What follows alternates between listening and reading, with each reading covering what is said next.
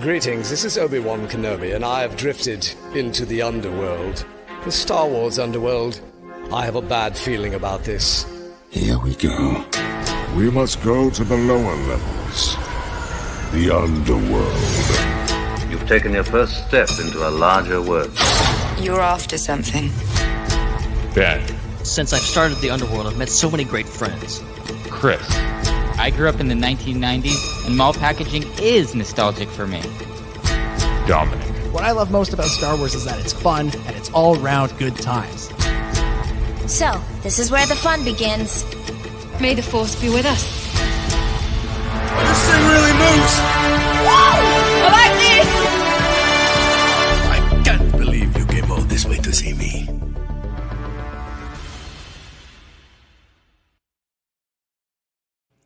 What's up, Star Wars fans, and welcome back to another episode of the Star Wars Underworld podcast. We are your source for the latest breaking Star Wars news and discussion each and every week. You guys remember a few weeks ago when we made this big deal about an Andor TV spot and said we'd be breaking it down in depth, and then we spent the whole show talking about San Diego Comic-Con instead? Well, we're going to make up for that this week because we got an actual Andor trailer to talk about with actual new footage this week, and we are going to be dedicating an entire show to breaking it down in every direction that we can. We're so excited to talk about it. We're so excited for this show. My name is Chris, and joining me it's my good friend, Mr. Dominic Jones. Hello, Chris. Hello, Ben. Hello, everybody. It's good to be back, although I still kind of wish I was podcasting from poolside in San Diego, because that was pretty sweet. Wait, that's a pool behind you? Yeah, what yeah. are you talking about? Yeah, I set my virtual background to Scarif just as a little nod, both to the show we're going to be talking about and to the fact that the last time I was actually on the show, I had the best background of all time, and it was real. It was real. But yeah, I'm so excited to talk about this trailer for Andor, as Stellan Skarsgård says it, which is how I'm going to be pronouncing the show name for the rest of the episode. We're not talking about Cassian Andor; it's Cassian Andor. Cassian Andor. Really looking forward to getting into all of that stuff. But I want to take a quick second off the top just to talk about two other Star Wars related things that are coming out or have already come out and are coming out very, very soon, and that's of course Light and Magic and Lego Star Wars Summer Vacation. I kind of can't believe how much I enjoyed Light and Magic, and I'm kind of sad that they dropped the trailer this week and we didn't get a chance to do like a deep dive on the full Light and Magic documentary, because that thing's just incredible. I mean, the first two episodes are basically a making of Star Wars documentary, just from the VFX perspective. And there's so much, like, there's a lot of familiar stories, but there's a lot of new ones in there as well.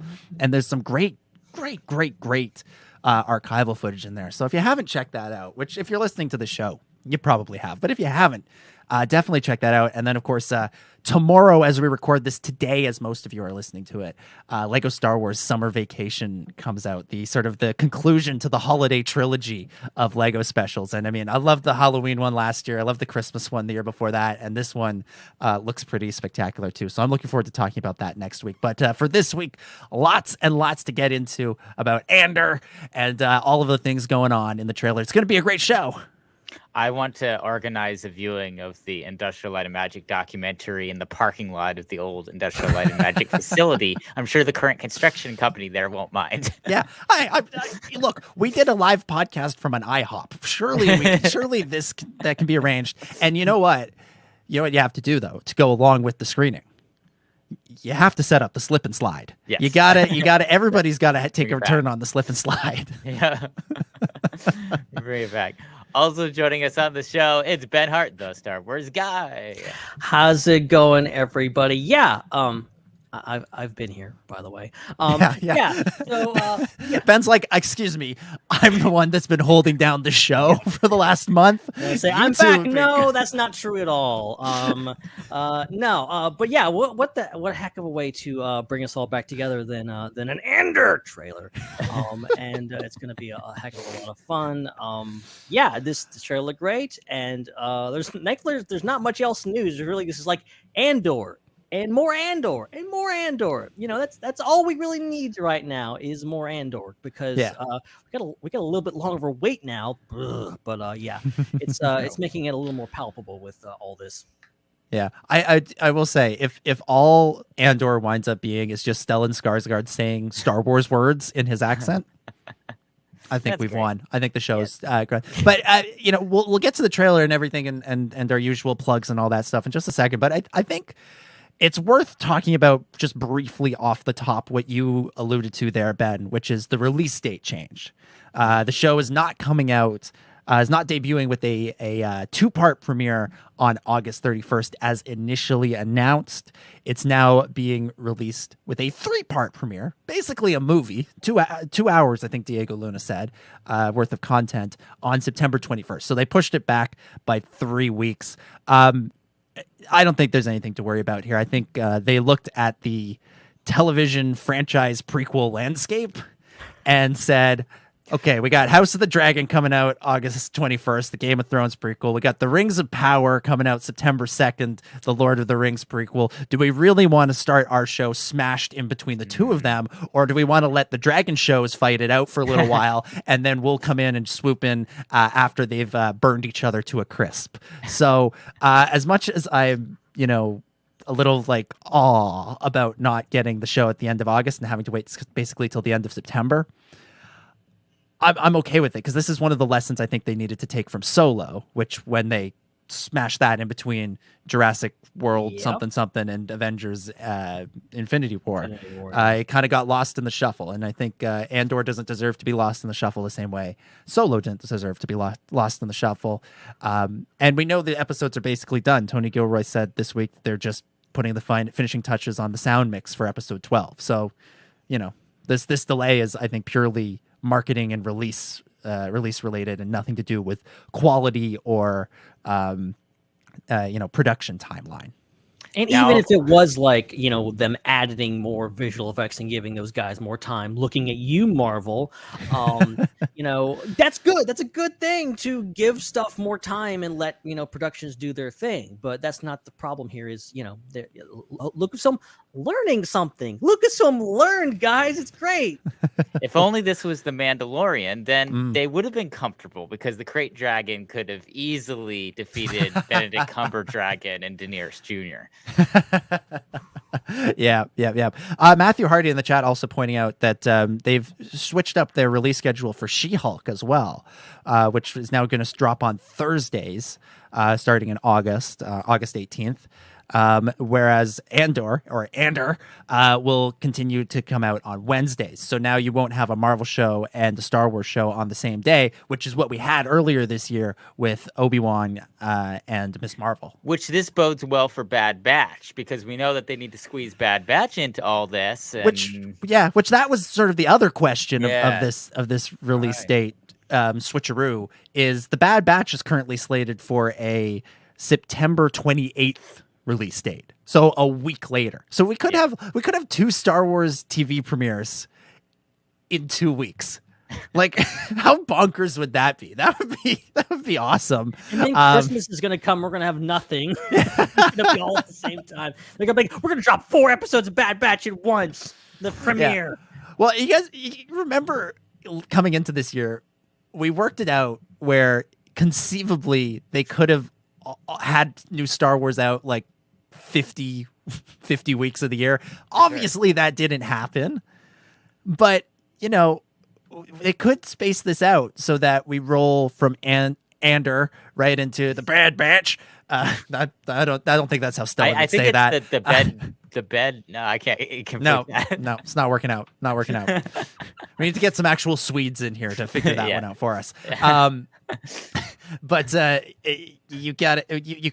You could space it out so that Andor and Bad Batch overlap a little bit, but where Bad Batch could basically roll into February of 2023, which is when The Mandalorian is. So we could conceivably just, you know, zip right through the end of this year and into the beginning of next year with new Star Wars every week. That announcement that Bad Batch is delayed, like every day I wake up, I'm expecting to see that. Like it just makes no sense to not push that one back now, in my opinion. Yeah. Well, and the other thing is there's something else that's sort of floating around with this as well, which is Tales of the Jedi, Right. which is supposed to be getting a fall release. Yeah. Which to me, I had initially thought that would come out before the Bad Batch. Yeah. Because why would you want to have essentially 2 Clone Wars spin-offs on at the same time? Yeah.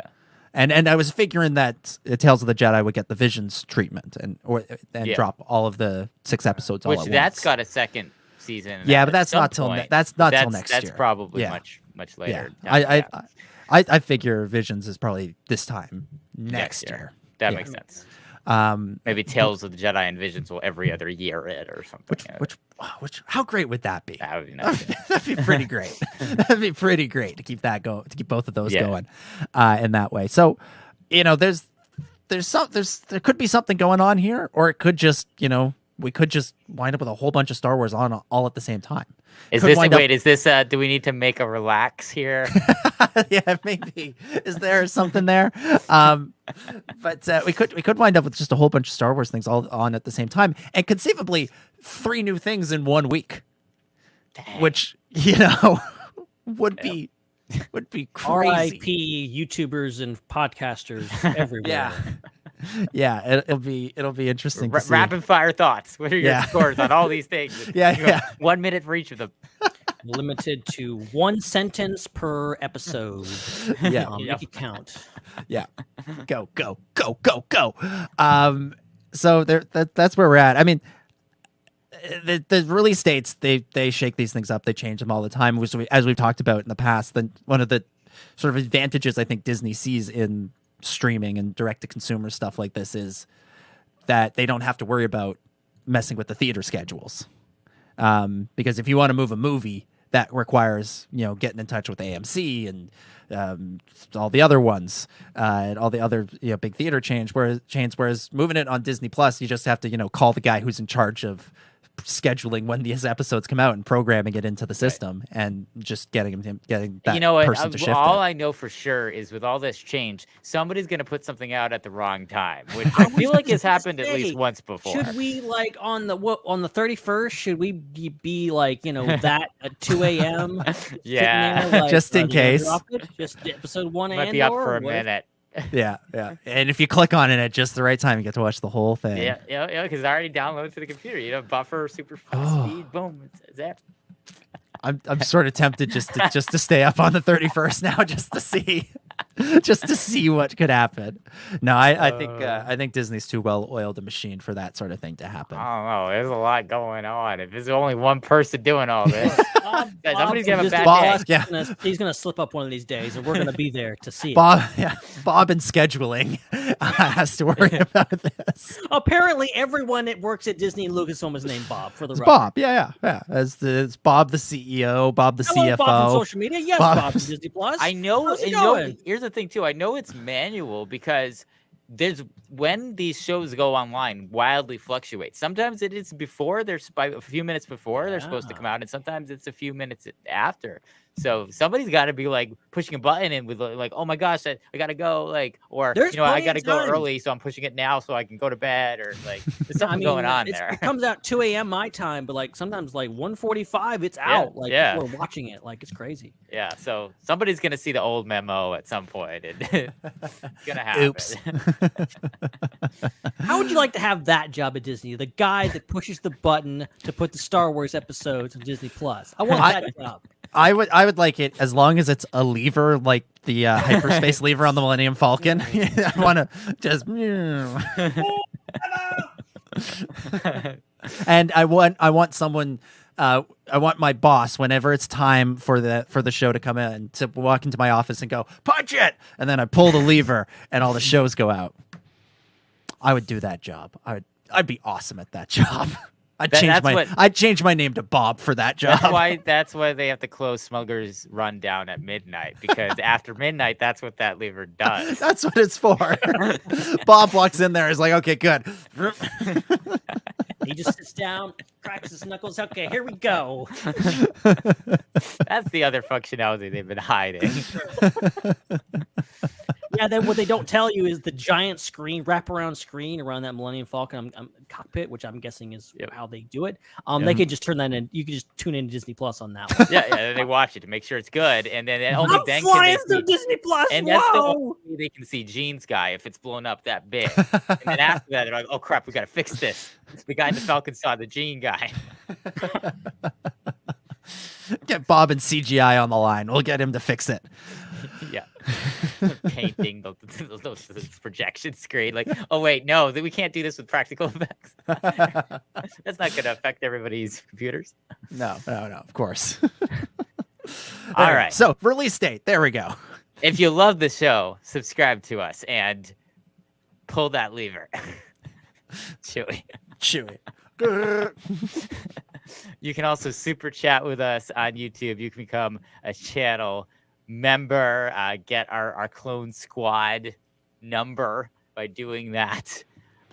You can also support us at patreon.com/theswu. We got some merch over there, and that's where you can get our bonus shows that we do every week. You guys had a preview of that a few weeks ago, which you can everybody can see. So if you just want to tune into that as like a commercial for what our pre-show is, that's a great way to do that. That's like that, but every weekend in extended form. Patreon.com/theswu. Any pledge level gets you access to that in addition to any merch that you want to get over there. Dom, explain this one. I got a new thing. I've started a new thing. I've created a Substack, which is like a blog that can be emailed to you, I think is the best way to describe it. It's a newsletter, but you can also just read it on a website. Like you don't have to have it emailed to you. Nice. So it can be like shared on social media, but also you get it emailed to you. I decided I wanted to do some sort of long form writing about Star Wars and other things. And so I decided this was the way I wanted to do it. So I've started a Substack. It's called Hoth Off the Press. You can find links to it on all of my social medias and on the SWU ones as well. And I'm going to put it in the description as well. I believe the URL is dominicgjones.substack.com. I can speak. Who is this Dominic Jones that took your name on Substack? I had to throw in the G. So you can find it there, or just search for Hoth Off the Press, or click the link in the description of this episode and you can read the first installment, I'm going to call it.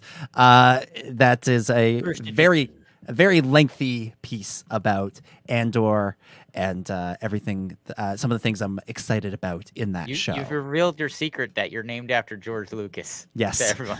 Yes. That's the G stands for George Lucas.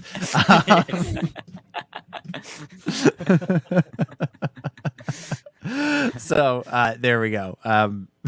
Subscribe, read it. Hope you enjoy. That's awesome. We also are going to be having a really exciting, massive content announcement next week. So make sure you tune into the show. It was so big that we decided we were going to announce the announcement first. Yeah. Yes. This is like a trailer for the trailer. If you remember those. This is us announcing that there is an announcement forthcoming. Yeah. Yeah, but no, this is huge. We're very excited about this, and we cannot wait to roll it out and share it with everybody because it's big, it's exciting, and we hope you like it. So next week, tune in. That gives you another reason to tune in next week, in addition to probably more Andor talk, as well as Lego Star Wars, and because we can't just talk about one Star Wars toy brand. We'll also have some Hasbro talk next week, and we'll throw things back to San Diego Comic-Con, and I'll play the interview that I did with the Hasbro team there. So that's all next week, in addition to this huge, groundbreaking, earth-shaking, planet-shattering announcement. It's not that big, but it's big. It's cool. Tune in. I can't wait. And if you want to email us, swunderworld@gmail.com is where you can reach us with your feedback about the show or any thoughts that you'd like for us to read on the show and discuss specifically. And make sure that if you're listening on your favorite podcast app, that you leave us a review, especially if you are not in the US or Canada, because that you might have fewer listeners over there, and a review very much stands out in those particular sections of the apps. All right. Well, let's get into the main event of the show this week, and let's talk about the new trailer for Andor, which dropped this week during Good Morning America, I believe. There was a time I would have gotten up to watch that and to watch the trailer be debuted during that. I'm not at that point anymore. I can. I'm not getting up early. I'm not getting up early unless I have to. Yeah, I'm not giving up on that just yet. I do appreciate the Good Morning America. It's like I'm of the cynical, like this is gonna be the freaking last thing they do. But I like set my alarm like 7:20. It's supposed to go on at 7. And like by the time I opened Twitter, they were talking about like Diego was up there. Like it was one of the first things they talked about. So I'm like, hey, thanks for getting to the point and getting to what. So you talk about all the other stuff, whatever else you're gonna talk about on Good Morning America. Well, Ben, since you were the first one to actually watch the trailer because you tuned in to GMA, and no, I just watched Twitter until the. I'm not watching that. Are you crazy? Well, we'll throw it to you first. What did you think of the Andor trailer? I mean, obviously, I loved it. I think it was really, it kind of set the tone for the series overall. It gave us a lot more to chew on, but also didn't reveal too much. It wasn't this type of trailer that we've seen in the past. And like most movie trailers and even TV shows are like, here's the plot. Here's all the characters. It's just like, it was kind of an extension of the first trailer, which was also really, really great. But also it did give us a little bit more to chew on in regards to the characters, what Luthen is doing, what Mon Mothma is doing, what Cassian's doing, all these different players, and giving you a sense of, okay, this is what the show is going to be. But I still don't know what it's going to be. I still don't feel like I have a good like inkling of like what this show, I know what this is going to feel like, but overall I'm still very much tuned into, okay, what's this all about and what I'm going to be seeing. But you know, it's just incredible visuals. I mean, you see everything. I don't want to throw, a lot of people on the internet are throwing shade at other shows. I'm not going to do that, but because I could do that. But I will say this is one of the best looking shows so far, and some of the best looking Star Wars we've seen in some time. And I think visually, Star Wars has rarely disappointed me recently, and has been some of the best visually. But this show seems to take it to the next level, and it really kind of sold me on the idea of a spy thriller, because you know, you can go all about this and say, oh, well, Cassian's in the rebellion, all this kind of stuff. You get logically where this goes, but this, to me, especially like the scenes where they're like running across that dam and rappelling down it and all these different scenes, I'm like, this feels running like that dam. Oh boy. That's why we got copyright strikes this week, folks. Don't sue us, Kate Bush, please. We're so sorry. Stranger Things or people like that. Anyway, this it felt like James Bond. It felt like a James Bond movie, which is something I didn't really have on my bingo card. Is James Bond in space, but here we are, and you know, I think it does a lot to sell that idea. And like, you know, obviously, unlike anyone, I really love James Bond movies. I love Star Wars. They're kind of mishmashing this together, I think, is really great. And you know, it just looks great. I can't believe I'm more excited for this after seeing this trailer, but I am. Like it genuinely, like it's painful, like hearing that it's going to be another 3 weeks to watch this thing, because it looks so good.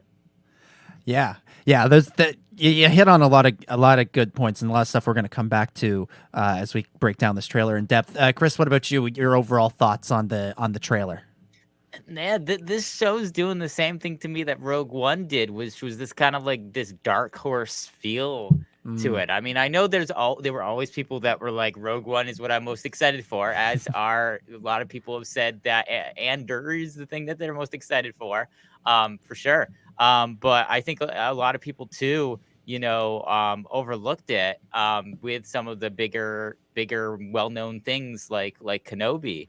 And so really watching this trailer, I get this feeling that like, wow, people could come away saying this is the best Star Wars show. Like it could happen. Like that, there's a huge possibility for that because the show looks like first of all, it looks like the scope of the show is huge. Like, Right. It's not just, about the Andor family specifically. Like, it's about the whole rebellion, and they're pitching this as like the birth of the rebellion show, which I think is really, really cool.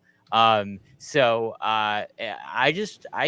thing that I loved about Rogue One is how it feels kind of like the most different of all the Star Wars films. Like if you were to talk about all the films that have come out that are Star Wars, which 11 or however many more if you're counting TV movies or whatever or the Clone Wars, but of all the Star Wars films, like I really feel like Rogue One is kind of off on its side, and a lot of people who don't like Star Wars like just Rogue One, which makes sense because some of the people who made it don't like Star Wars, so it makes sense. So I feel like this show again has that same vibe to where I feel like this could get a lot of people that just like thrillers, just like action shows, and aren't necessarily just big fans of lightsaber fights and the Force and a lot of things that Star Wars is. And it has that different vibes to it. And the one part that we can't reproduce on this show for copyright reasons is the track of this trailer, the scoring of it. I'm not sure. Has they officially said who scored the trailer? Do we know? Is it the score for the show or is it somebody else? I don't know. I would assume it's, something in-house at Disney, but I'm not sure. Whoever scored this, we're used to Star Wars trailers that use common motifs like John Williams motifs or stuff from The Mandalorian or Kevin Kiner maybe. But like this one had a very unique kind of almost like indie film type scoring to it, like I feel like actually that's been the case with multiple I think the previous trailer for the show also had really unique scoring as well. The previous trailer was very rhythmic, like it really went in on the sort of the drum vibe, drums, and it was very right down to the video game, the Eclipse trailer. It has similar style to it, and so this one also really interesting scoring to it, really, really fascinating. So I felt like that gave it a really different tone as well. So yeah, between the scope of the show, between how it's being kind of billed as like a birth of the rebellion type show and not just about one particular character or a family of characters, and again we keep seeing so much Mon Mothma, which is just so incredibly cool, and then the scoring and the unique feel of it, like I think that this show might accomplish some things that other Star Wars shows haven't necessarily accomplished, which is really exciting. Yeah, what the trailer, the balance that the trailer strikes for me that I think is kind of interesting is it manages to feel epic and grand, yet intimate at the same time. Yeah. Obi-Wan Kenobi is a very intimate story. The Mandalorian, especially that season 3 trailer that is only seen at Celebration or in the leaks, it feels very epic and grand. This feels like it manages to walk the tightrope between both of them, and it's all sort of how the arc of the trailer plays out. Like, who knows how this relates to the actual arc of the show, but the arc of the trailer, the first couple of shots in the trailer, unless you're looking closely, you're not going to actually see anything that looks Star Warsy. It could all be a sort of story that's set on Earth. It's not until the shot with the big Star Destroyer going overhead that you sort of realize, oh yeah, this is Star Wars. Granted, there you look closely, there's some TIE fighters in one of the other shots, but everything else, like right down to the design of the blasters and everything, like that looks very, earthly guerrilla fighter kind of weaponry. That dude's carrying a straight up AK-47. Like straight up. Basically. And so you get this sort of smaller vibe, and the focus on Cassian really, really feels that. And yet it feels epic because as the trailer goes on, you see Luthen, you see Mon Mothma, you see the larger galaxy.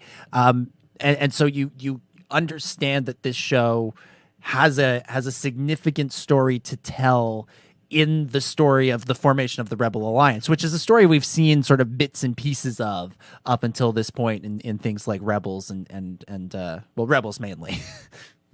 And so it's really interesting the way it uses the sort of those three characters, Cassian, Luthen, and Mon Mothma, to kind of keep you focused on the personal stories, but also allows you to understand that this is galaxy changing stuff that we're going to be seeing in this show. It's really fascinating. It's a really great trailer. I think that between this and the Obi-Wan Kenobi trailers that we got, I feel like we might be on the verge of another sort of golden era of Star Wars trailers, because the Mandalorian trailers and the Book of Boba Fett trailers, they kind of suck. Like, I'm not like they didn't have enough of them. Like season 2 of Mandalorian was just like, oh, here's a little teaser and that's it. That's all you're getting. And I get that they're protecting the secrets. I get it. I understand that. I understand that's what they're trying to do. No hate. But, as someone who enjoys a good trailer, they didn't really give you a whole lot to sink your teeth into. The Obi-Wan trailer did that. This trailer did that. The previous Andor trailer did that. And again, the Mando Season 3 trailer does that a lot. So I feel like we're kind of getting back into that. Trailer, geez. Yeah. I feel like we're getting back into that era. Some of those late Clone Wars trailers, even some of the Rebels trailers were really fantastic. And, Force Awakens, Last Jedi, and Rise of Skywalker all had really good trailers as well. So, there's an art to these things, and it's nice to see them practicing it well. Let's talk about kind of, I think to me the biggest surprise reveal of this trailer is Stellan Skarsgård as Luthen and what we learn about him. Chris, I'll throw it over to you. What did you make of the reveal that this dude, he kind of walks between the two worlds? He's on the front line of the Rebel Alliance, but he's also hanging out in the Senate with Mon Mothma. What are you thinking about Luthen as these trailers have played out? I think it's good to have more characters than just Mon Mothma, who's kind of torn between the two things, because obviously we know that she is. But, it's good to have more than one, because then we're going to get to see perhaps some different opinions and different choices, because only, one character can only have one opinion and one choice. So this way we can kind of compare. It'll be really interesting to see, if he goes in a different direction than she does, which I'm assuming there might be some tension there, then we're going to get a really interesting story. Now, ultimately, we know through Rogue One and through the original trilogy the results of her choices and how everything ends up working out well. Now, it'll be really interesting to see now what happens to his character and his fate and how he affects things, and if he ends up being on the right side of history, quote unquote, or not. So I think it's really cool having another character on the political side of things, like that, in addition to just the kind of the military side of things, like you have with the. So that's really, that's really cool. I mean, I'm really excited for the development there. I think it's very interesting. Yeah, that was a moment in the trailer where I was genuinely like, it was like a moment of surprise.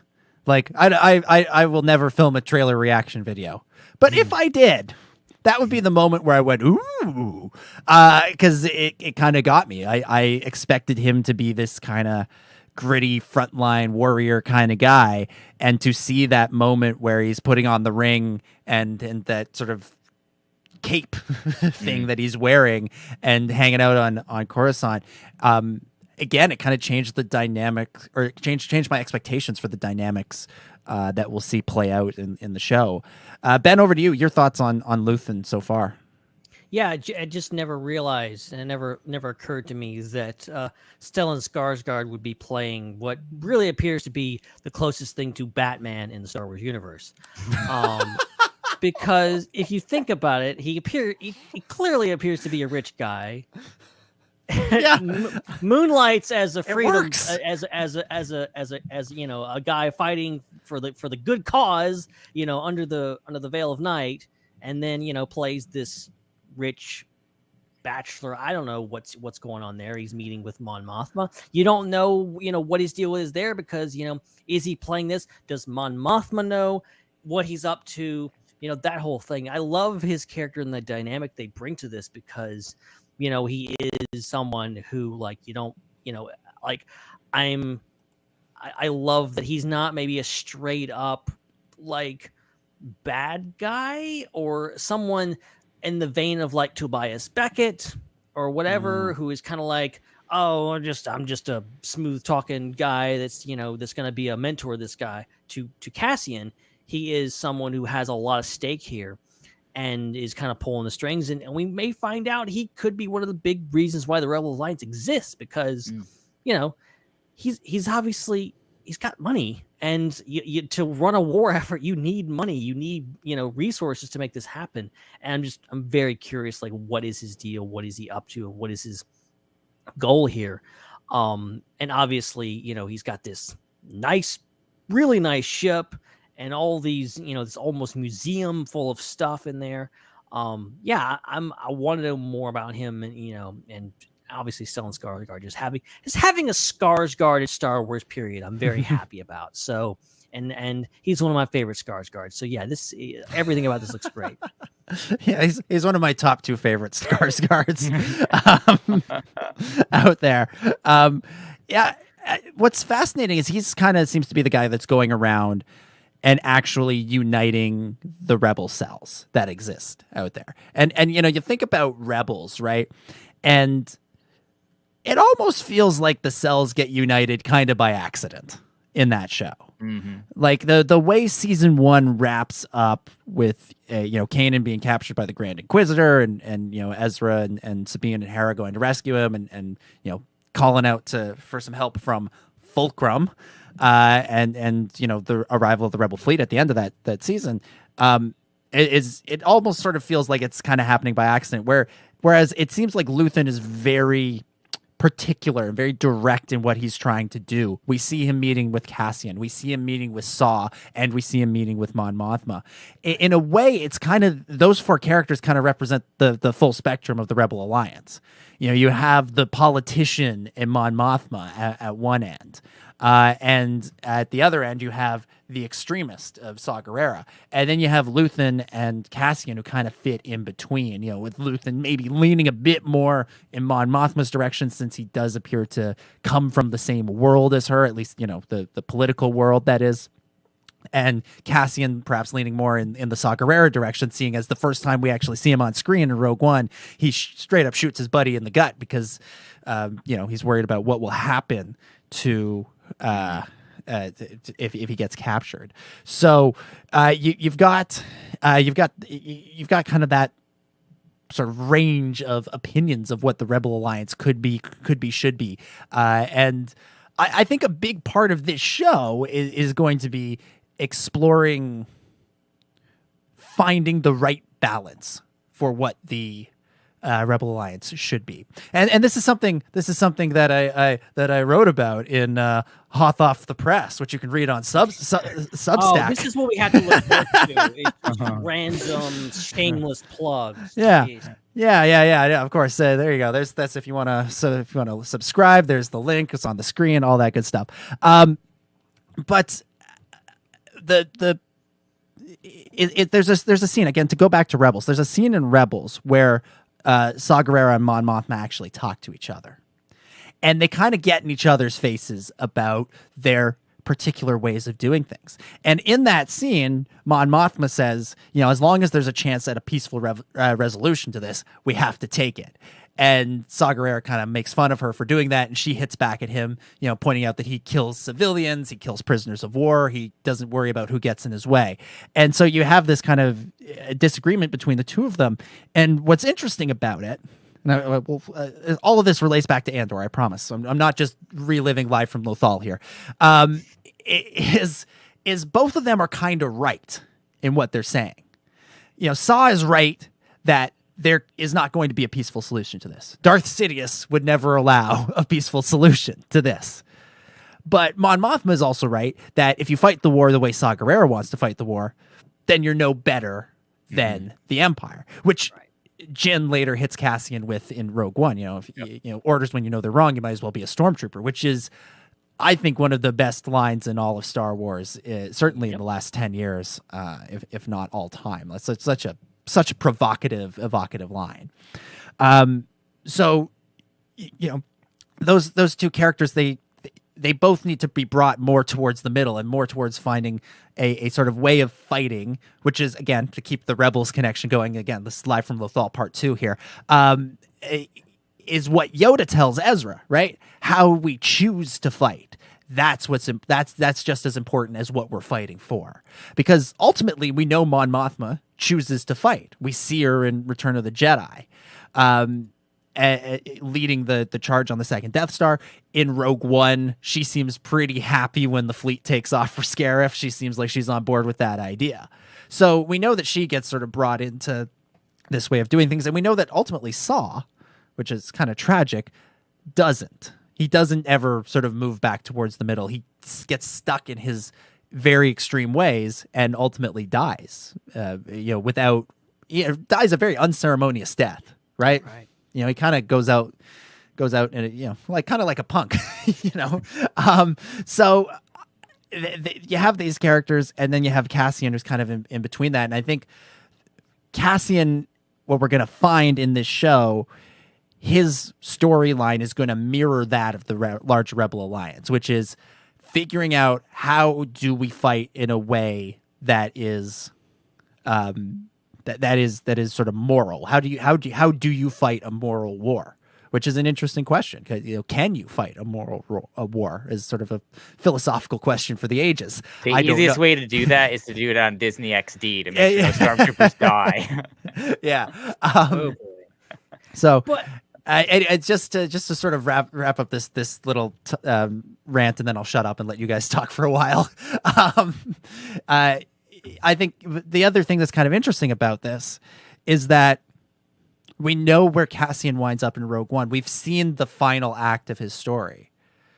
So we kind of get the sense that over the course of these 2 seasons, he's not actually going to find the answer. Because he finds the answer in Rogue One. And so we're going to see over the course of these 2 seasons the push and pull of these 2 ways of thinking about fighting the Empire. And ultimately, I think season 2 is going to kind of end with him leaning more towards the extremist way. Because that's who he is at the beginning of the movie. It's not until Jin kind of wakes him up that he realizes how to actually fight this war in a good way. And I think what we'll see is the groundwork laid for that in his conversations with Mon Mothma, potentially with Luthen as well, so that when he makes that decision, we'll be able to look back on that decision and go, yes, it's because of these moments in his journey leading up to this point that they enrich that moment in Rogue One where him and the rest of the crew sign up for the mission and drag K2 along with them because he said he had to. So anyways, I'm going to shut up for a little bit because I just basically talked nonstop for many minutes. And this is not the Dominic Jones just yells at you about Star Wars podcast. You can find that over at Dominic G. Jones. Yeah. There you go. There you go. It's all that in written form. Can they pay you money for a dramatic reading of your blog? Would that be a thing? There's an idea, Ben. Now there's an idea. I'm just saying. Either that, or we need to get Gilbert Gottfried to read it. Well, I think we're a little late on that. Oh, right. That happens to me once in a while. R.I.P. Gilbert Gottfried. Oh. I completely forgot. Gone too soon. I forgot about that. Too soon indeed. It just lives forever in my head. Going back to what you said just a minute ago, I think with Rogue One, it's amazing how that movie is so deep. I don't think maybe a lot of people got this, but I don't think I appreciated enough at the time, like how much commentary that movie had, how depth it was. It could have been a very cut and dry, okay, Empire bad, Rebels good, let's go steal the Death Star plans. It could have been that movie, but they went to the extra effort of throwing in Saw Gerrera and throwing in this whole idea of how do you fight a war? How do you do all this? and you have the graying of the area between the good and evil with people like Saw Gerrera. And you also have the whole idea of, like, I love the conference room scene at the Rebel base, where a lot of them, you have, Radish is like, we need to act now, and like Radish is like he's like 100% in. He wants to go to, I say we fight. Like, I'm doing a bad Steven Stanton impression. But like, he's all in. But you have these other senators who are like, if it's war you want, you'll fight alone. Like, they don't want any part of this. And you have to, like, they're still in this mode of, we can't go to war. That's crazy. Why would we fight the Empire? We can't fight them. Now they have this Death Star thing here. We can't possibly match their power. And I like that Andor is now adding to that, and we're seeing Mon Mothma in the Senate trying to do good. And it also goes back to Obi-Wan Kenobi. I love the scene when Obi-Wan and Leia are talking, and Leia's seems kind of ignorant to the whole situation, and she's like, well, I thought the Empire was good, trying to help people, and Obi-Wan says, well, there were certain people like your father who are in the Senate who are trying to do good. And I like the whole idea of, like, yeah, there's people that still haven't given up on diplomacy, but as you said, like, good old Shivi, just he ain't gonna let that happen, and where all this leads. But living in this time period of, like, okay, it's stuff's happening, and people like Saw Gerrera out there, and they're talking about war and all this kind of stuff, but then having the other side of that, I think it's brilliant to show Mon Mothma doing her thing, trying to things, and I think we're going to lead up to something pretty spectacular with her probably leaving the Senate, as we previously speculated. But in the meantime, getting that extra angle of the political intrigue, which is also a huge part of, I think this speaks to Tony Gilroy's background with the Bourne movies and all this kind of stuff, where it's, it's kind of a lot of those movies, especially action movies, is kind of set dressing to, like, what the plot is. But there's all this political stuff that's happening behind the scenes, especially like James Bond movies, like, MI6 and all this stuff's happening. You're just, James Bond go kill some people, let's go. But, your stuff happening in the background, it has to make sense. And that's where we're getting here in regards to Cassian is on the front lines doing all this. He's been in this fight since he was 6 years old. That's all well and good, but we have to have a reason for this, and the rebellion that's building behind him. And that's where Mon Mothma comes in, and that's where Luthen comes in, and all this stuff is great. Absolutely. Let's talk a little bit about Mon Mothma, because again, sort of the unexpected co-lead of Andor is Mon Mothma. No. What is happening? Is Mon Mothma. And I'm really, there's a couple of moments in the trailer that really fascinate me. Obviously, just as people that grew up on the prequel trilogy, seeing the Senate is very exciting after not having seen it for so long, to see the Imperial version of what we saw so frequently in the Senate. Is this show shot in a different aspect ratio than the other Disney Plus shows? I don't know. Not aware. I was just looking at the screen, and for some reason, I'm forgetting if the other Plus shows are this wide. This is like super wide. This shot. I feel like they are, but I also have not done a thorough investigation. I'll have to research that. But dude, I love this. I love all the Senate scenes. Like, in seeing the Senate chamber as the Imperial Senate. Like, this is something that, we really missed from the original trilogy, because the idea for what the Senate would look like hadn't come yet until the prequels. So, and that was, despite all the things that were added in the special editions and this DVD releases, that's one thing that wasn't. I'm sure George Lucas had time, maybe a few more hours in his day, he would have thought, we should put a Imperial Senate scene in there now that we know what it looks like. But it's crazy. We've been waiting for something like this for freaking 45 years. Well, I haven't been around that long, so I haven't personally been waiting that long. But, for collectively a Star Wars fan, we've been waiting for a very long time, for very many decades. The twinkle in my parents' eyes were waiting.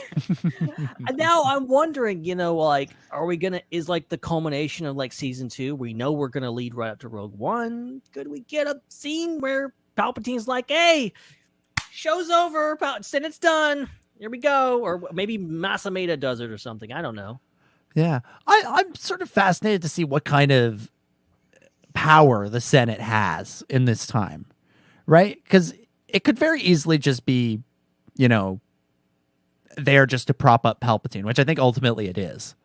But I saw it pointed out a couple of times on Twitter this week that, like, in the original trilogy, they kind of the Imperials are always kind of worried about the Senate until it's dissolved, right? The Imperial Senate will not sit still for this, blah blah blah blah, that sort of thing.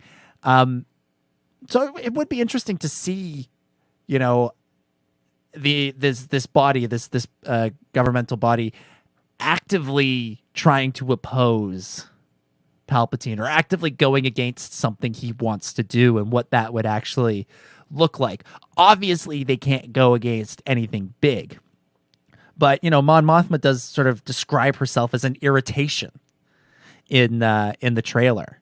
So if she could take the opportunity to poke Palpatine in the eye a little bit and not let him get something that he wants, it would be interesting. It would lend some more credence to the characters that do naively believe that there is a peaceful solution available to them in Rogue One. It's an interesting balance of power. What I'm assuming we're going to be getting into in the show is like the whole idea of the Empire has to kind of coddle the Senate to make them think they have some power, and also to prevent an actual like rebellion happening a lot sooner than it did. And that's why when they have the Death Star, they're like, screw it, we'll just put down any uprising we can. And then 5 minutes later, they don't have a Death Star. But and then you have the senators, which obviously are going to be doing everything they can to be against the Empire. And really, it started with the Republic. You see, especially in episodes of Clone Wars, I know we didn't like some of those political episodes of Clone Wars, but they were setting the stage for stuff like this in regards to the Republic was doing some really shady stuff, taking over the banks, doing all this stuff. And senators like Mon Mothma were there to try to fight it. But now they know that, like, they're probably like, oh, if I say anything too insightful, I might disappear. Who knows? Yeah. Yeah. Well, I go to the line that she says in the trailer, as long as people think I'm an irritation, right, then there's a good chance they'll miss what I'm actually doing. That's so it's sort of this idea that, she's not going to pretend to be, pro Palpatine. Right. She's not going to pretend to be his biggest fan. But she's going to sort of place limits on what she actually does in the Senate, so that people will just sort of look at her and roll their eyes and be like, her again, what a nuisance, and not really care too much about what she's actually doing. What she's actually doing in that screenshot back there was she's filibustering for 24 hours, and they're all very tired of hearing from her.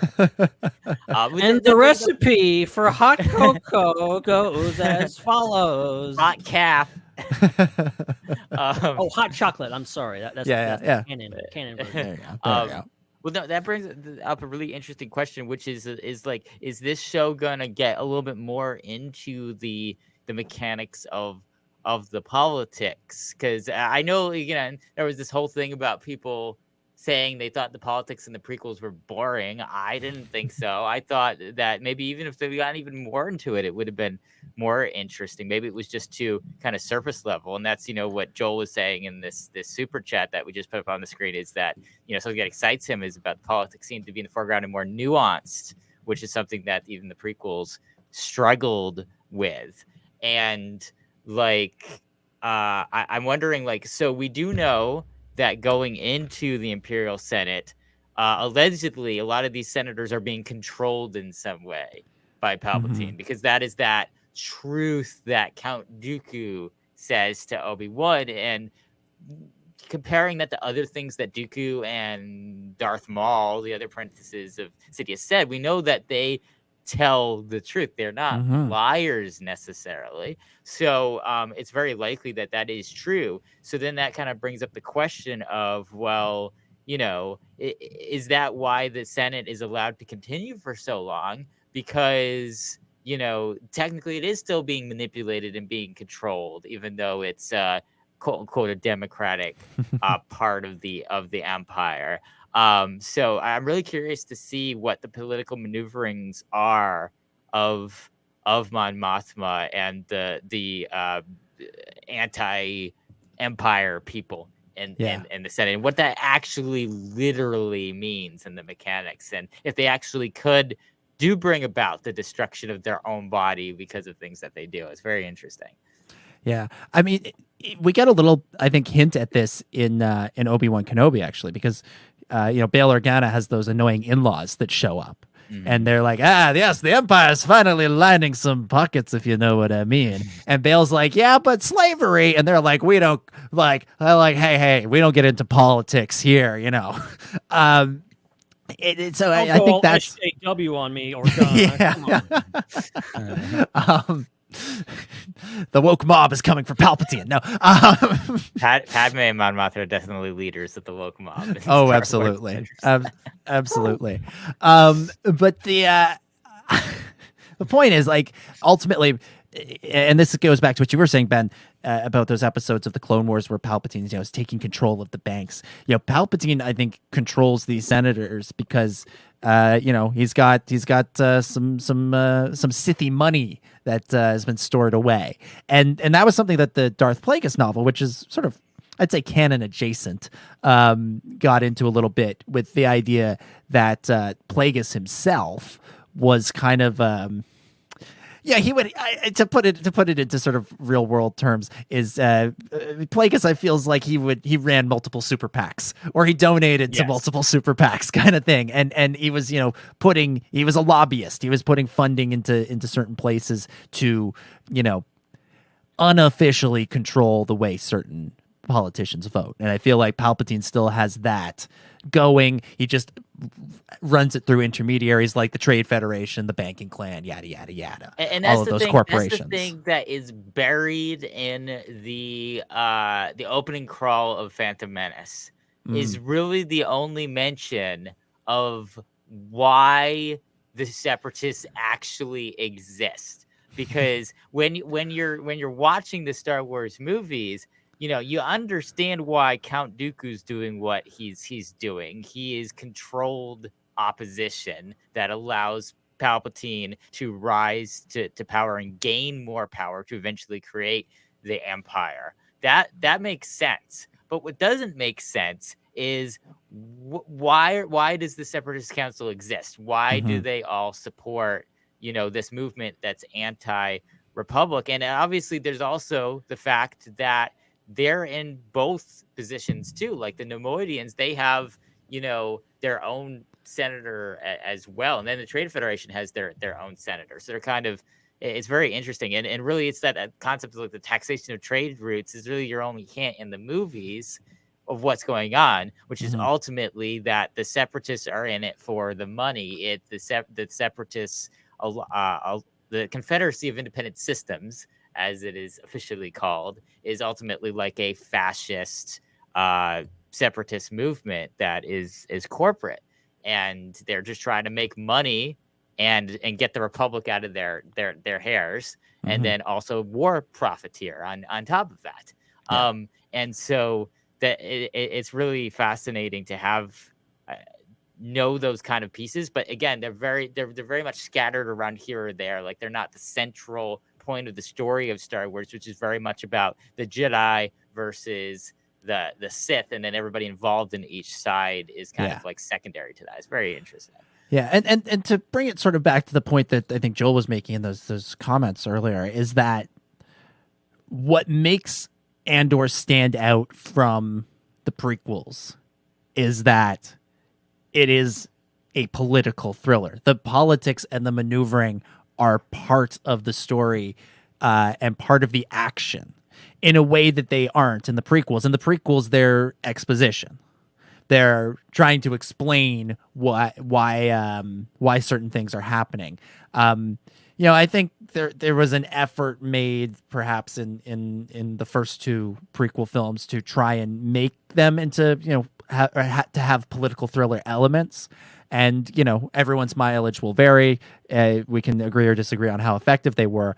But what seems, the maneuvering, we have two characters in this show whose whole thing is that they are essentially agents of the Empire. They are senators in the Imperial Senate. They represent the Empire from a certain point of view, but they are actively working to undermine it. They just go about it different ways. We have Mon Mothma being her irritation, and you have Luthen using his senatorial cover to go out there and meet with people like Cassian Andor and Saw Gerrera. So that the fact that they are actively maneuvering in politics is a feature of this show, rather than in the prequels, where it was kind of there to explain, as you were saying, Chris, why the Jedi and the Sith are fighting each other. And that brings up something really interesting. Jesse sent us a super chat to talk about how he's excited to see if we get any Kenobi tie into the series, like a young Leia in her first year as a senator. And that brings up an interesting question, which is, we see so much of Leia in the original trilogy as the leader of the Rebel Alliance, as a military leader.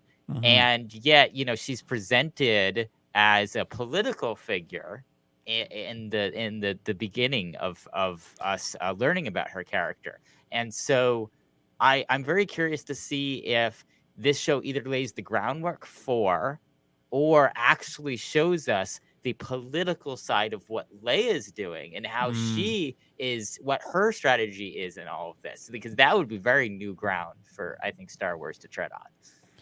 Yeah, I think you got to save some things for when Vivian Lyra Blair is about 10 years older and can do her show. I fully expect Bail Organa to crop up in here in some scene or another. But one thing that's sort of Mon Mothma related that is an interesting moment in the trailer to me is when she's kind of sitting by herself. It's late in the trailer. She's kind of sitting by herself alone in this kind of giant room on the couch. I've just thrown it up on screen there. What is this? What is this Anderson type style of filmmaking here? But she seems really lonely. She seems really isolated. And I feel like one of the things we're going to see about her character is that she's kind of fighting alone, and she kind of has to fight alone. Her and Bail, even if they are allies, they kind of have to meet under the cover of darkness. If they're going to maintain this facade of being Imperial senators who, are out for the good of Palpatine, they can't really be seen working together a whole lot, even on, Senate related business. And so, Bail has Bria, he has Leia, he's, everybody on Alderaan, all that stuff. So, even when he's, isolating himself in the Senate, he at the very least can go home to Alderaan and be with his loving family, which we saw in Obi-Wan Kenobi. We don't know if Mon Mothma has something similar. As far as we know, she doesn't. And, this could be a real lonely existence for this character. And we'll talk a lot about the cost of rebellion, and we tend to talk about it in people sacrificing their lives, which is the ultimate price to pay.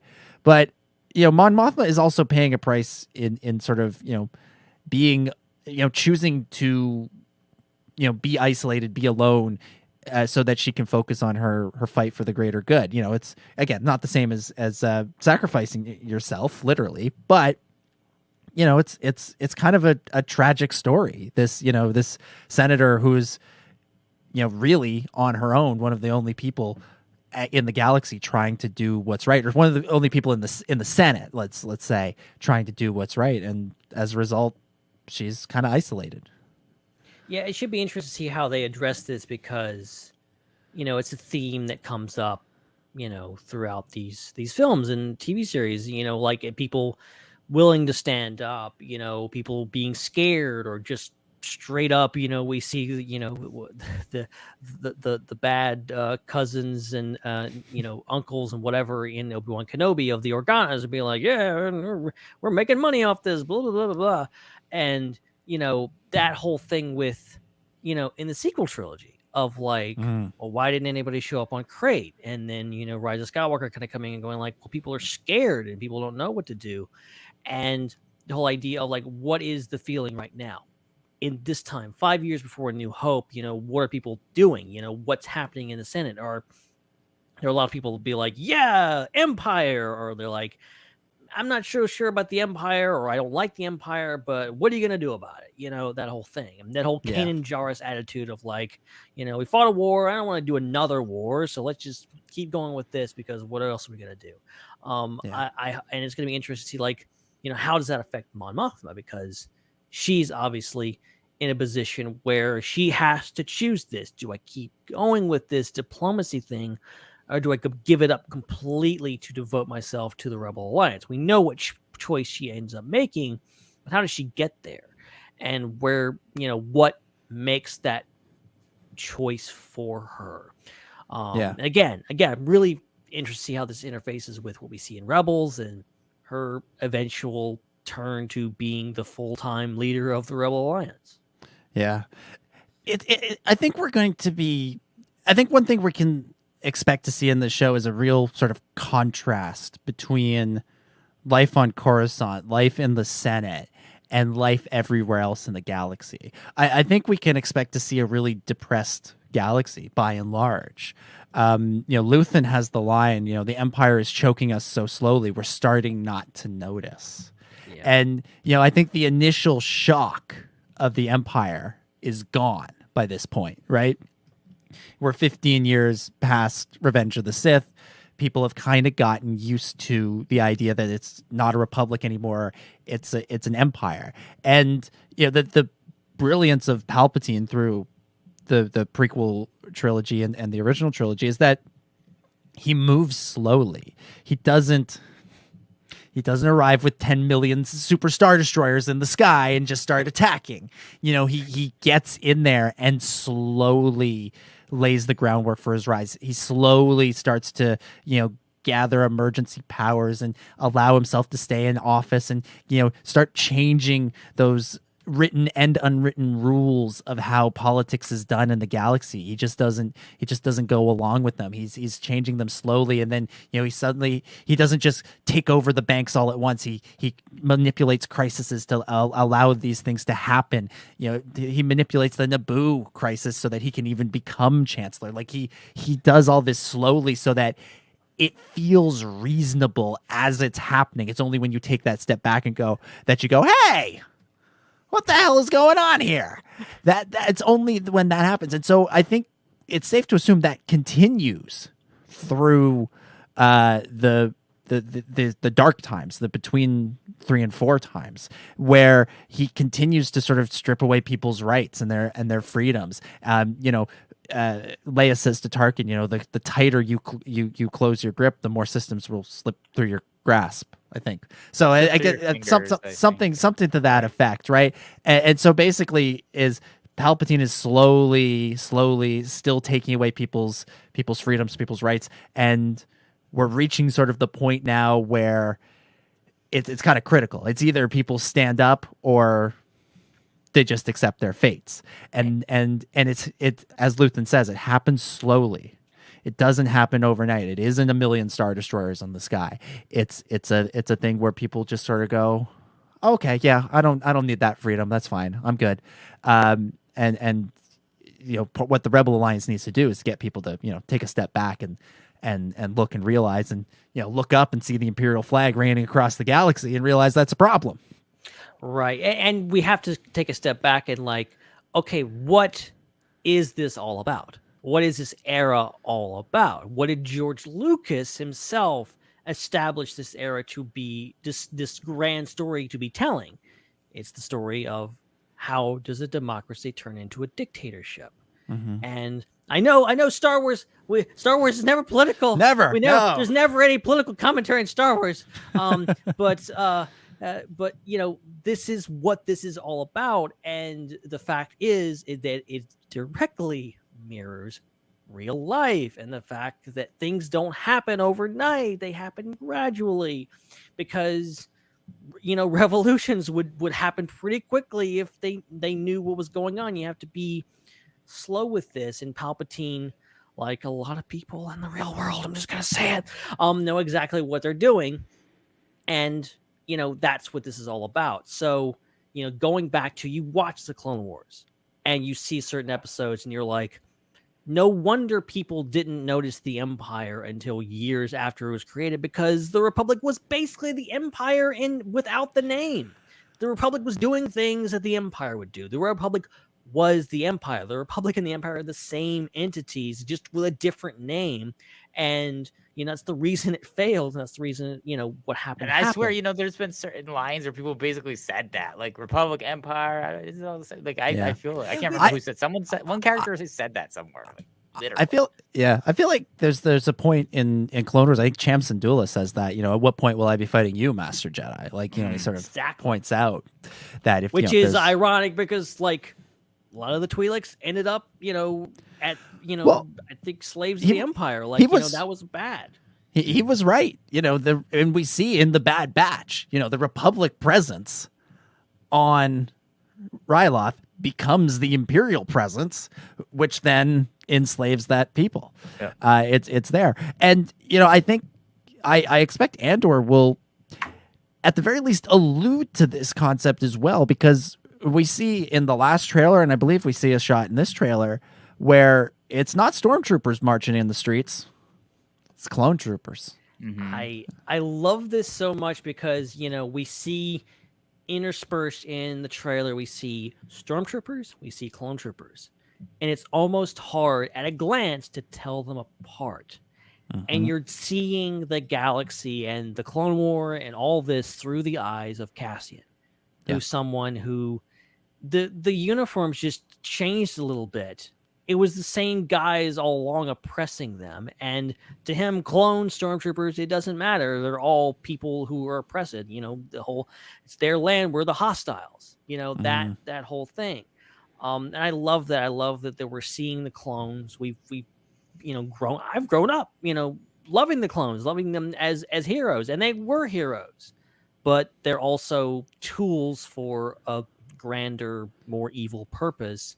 And even during the Clone Wars, they were still kind of serving that purpose, even when they didn't have Order 66 in their head. So like, I like that we're seeing that the juxtaposition of like clone troopers, stormtroopers. What's the difference? Republic, Empire. What's the difference?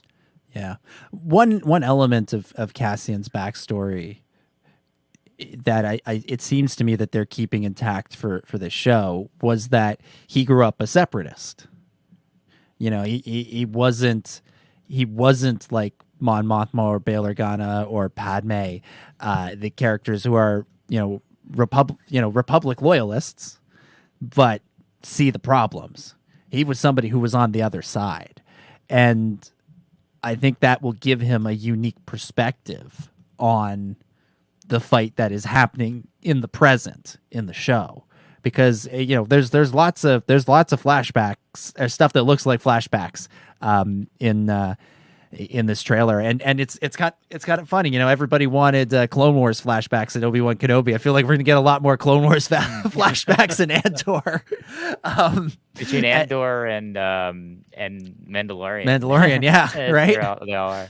Yeah, so I think that could give him a real unique perspective, and again point out the fact that the Republic in a lot of ways was the Empire, just without the name. Yeah. Even when we were following them as the good guys, and that's something that Clone Wars it handled it very subtly. There's some fantastic visual storytelling in the later seasons of Clone Wars, where some of those locations, some of those Republic locations, spaceships, bases, all that stuff, very easily could be Imperial.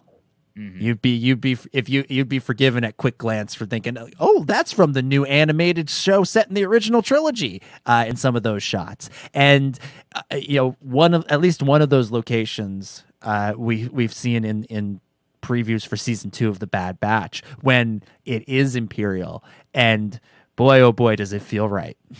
Boy, oh boy, does it feel right to see the Empire standing in that ground. So again, it might make us look at the Clone Wars differently. We know Anakin and Obi-Wan and Ahsoka and Rex, they're all heroes. They all want to do the right thing. But they don't ever actually stop and ask themselves if they are. And the only character who really does is Padme in Revenge of the Sith, when she asks Anakin, "Do you ever wonder if we're on the wrong side?" And you know what's really unique about the Clone Wars is, what the specific thing about the Clone Wars that is notable is that, yes, it tells the story of the clones and the army of the Republic, but really much it tells it through the perspective of the Jedi, because most of the episodes that have clones in them also have a Jedi hero character in them, someone like Yoda or Mace Windu or Obi-Wan or Anakin or Ahsoka.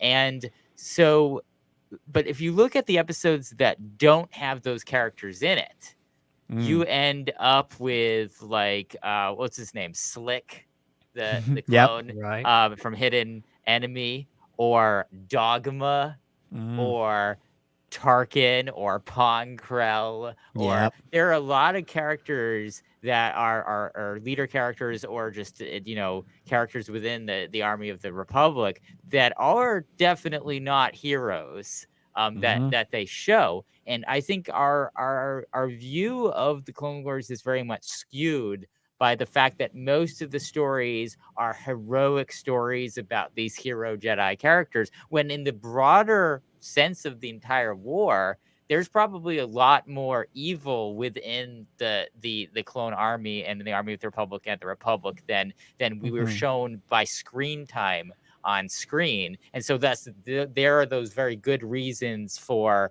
the people on Andor, for example, to be doing what they're doing, or for the skepticism that Sham Syndulla has, or Lux Bonteri. There's all these reasons behind all of that we don't really get to see very much until we see that story of how the system turns against Ahsoka, and how Tarkin and Ahsoka are pit against each other. That really is our first big thing that shows us, okay, this is already the Empire. Before Palpatine reveals himself to everybody as the Emperor. Yeah, and it's the kind of thing, again, that's kind of the big sort of end point of it, or the big turning point of it. It sort of slowly is built up to it, again, from where you started, right, with Slick in season 1. It's kind of treated as this one-off weird thing of whatever.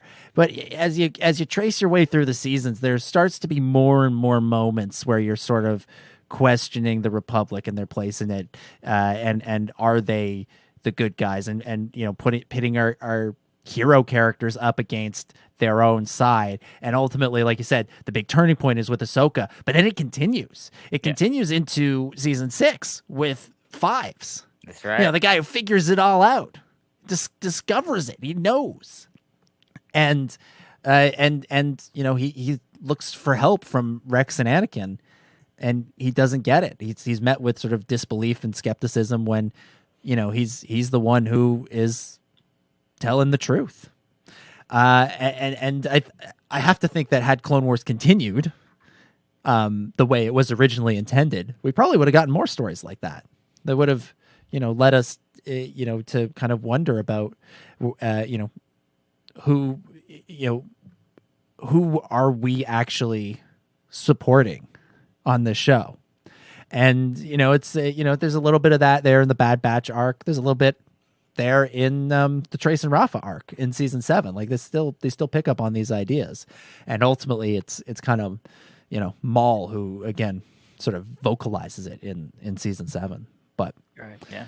So really, again, the biggest difference between the Empire and the Republic, again, it's not the name, it's not the helmets that the infantry are wearing. It's really just removing a lot of those Jedi characters and good clone characters from the situation. Because if you take like Cut Lawquane and Rex and the Bad Batch and Fives and Ahsoka out of the Republic, what you have left is the Empire. There's not a transition. Yeah. It's just you're subtracting the good forces from it.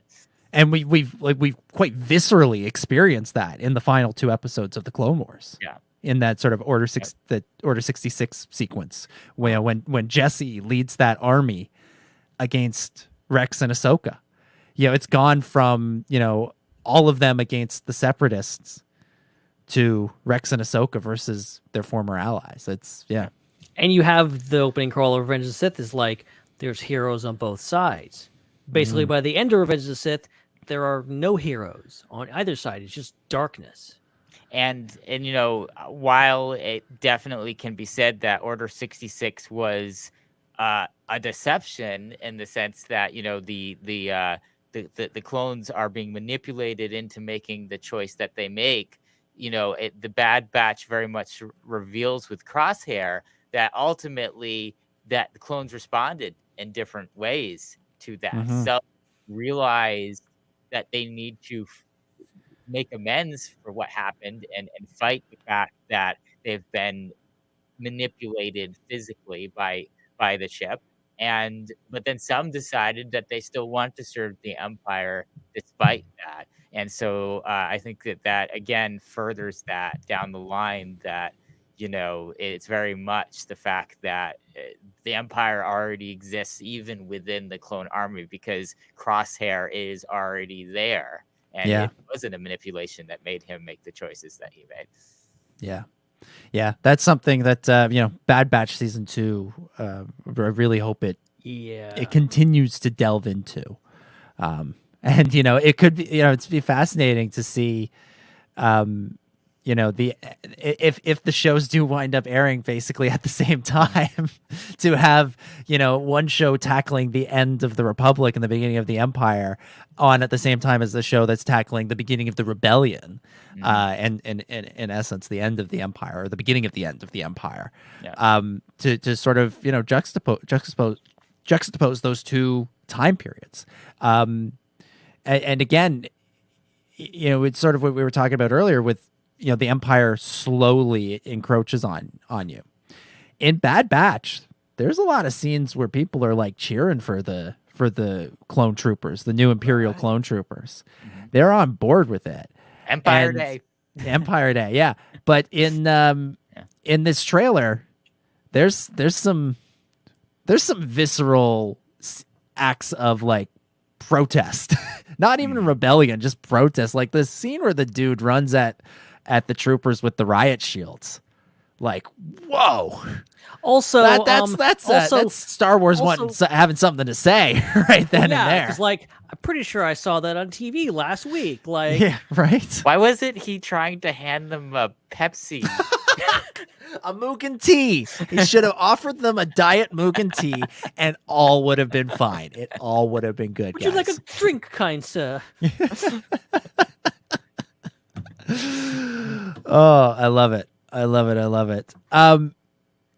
In all of this, we haven't talked a whole lot about Cassian himself. I mean, it's sort of it's interesting. He's sort of the vessel into this story, and I think ultimately we will see a lot of this through his eyes. But right now, behind the camera, so that's what we don't need to talk about. I'm telling you, prepare yourselves. I'm trying to prepare myself. The number one complaint about the show is, what do they call it? The Cassian Andor show. There's not enough Andor in it.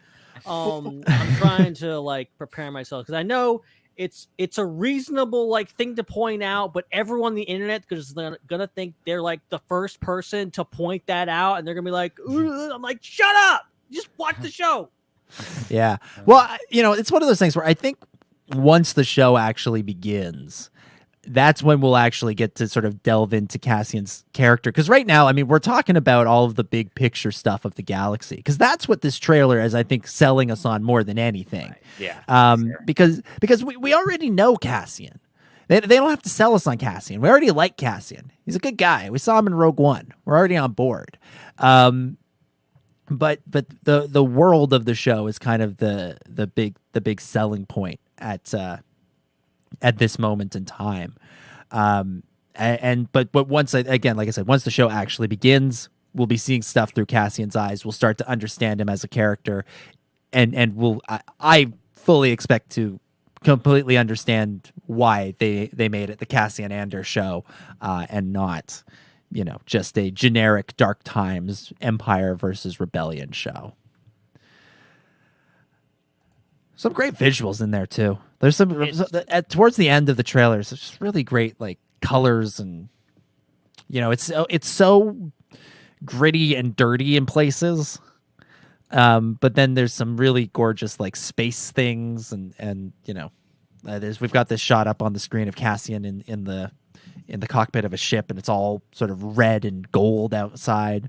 I'm excited to see what Tony Gilroy and the directors are bringing in this one. Well, and they're trying to say something with like just the stark contrast of Imperials all in white, dressed in white spotless rooms, and then the regular folk like Cassian and all the other characters, and even Luthen. It goes through that change. He's in kind of the gritty environments in the caves and stuff like that. Then he's in these glamorous palaces and stuff like that. Kind of running the gamut there of like the juxtaposition between two types of people in this galaxy, which are people that are basically profiting off the suffering of what's going on versus living through it. There's very much going to be like a Hunger Games, like capital versus other districts vibe to this one, I think. Oh, certainly. Someone we haven't talked a ton about, not really anyways, is Saw Gerrera making his return in this, seeing Forrest Whitaker back in the role, as we all kind of knew he would. That was one of those ones that I think it was actually Stellan Skarsgård that just sort of said it one day and was like, yeah, shot scenes with Forrest Whitaker.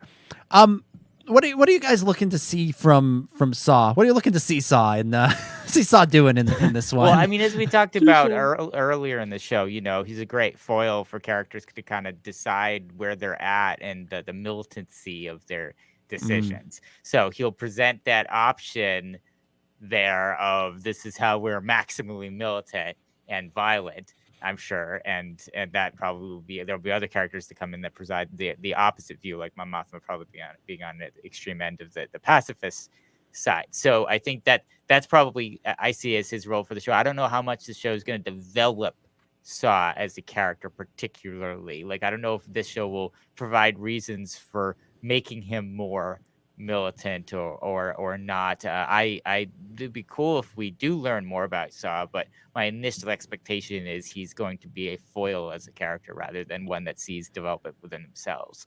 Yeah, I kind of hope to see like a moment where we go, oh yeah, this guy's really extreme. Like in Rogue One, we're told he's extreme, and kind of the poor gullet scene sort of alludes to his extremeness, and there's a little bit of that in Rebels with Ezra. But I'd like to see like him really do something extreme, like for everybody that's read Rebel Rising. Like, I want to go that level of like those dark those stormtrooper helmets that are on the spikes. That was Saw. Yeah, that sort of thing. I'm also looking forward to Forrest Whitaker playing, for lack of a better term, more of a straight-laced like Saw, in regards to like Rogue One. They were leaning heavily into this guy cray. This guy is out of his mind. He's gonna stare at you real weird and then say "Bogalit," and then you cart it off. I hope this is more along the lines of kind of the mindset of what he was in Bad Batch and Clone Wars, which is he's of sound mind. He's just a broken person. He's just a person that is all about whatever it takes. He's the peacemaker of this universe. How many how many people have to die? I'm going to get what I want, and I'm going to make the Empire pay for it. And I like this idea of it. He looks good. He looks a little bit younger. I think they've done the makeup and the hair and everything. He's got wild hairdo again. He's got hair again. He's not bald. It's just crazy. But it's great to see him playing this character again, and I hope they give him a bit more to do and just like be weird and be crazy, be a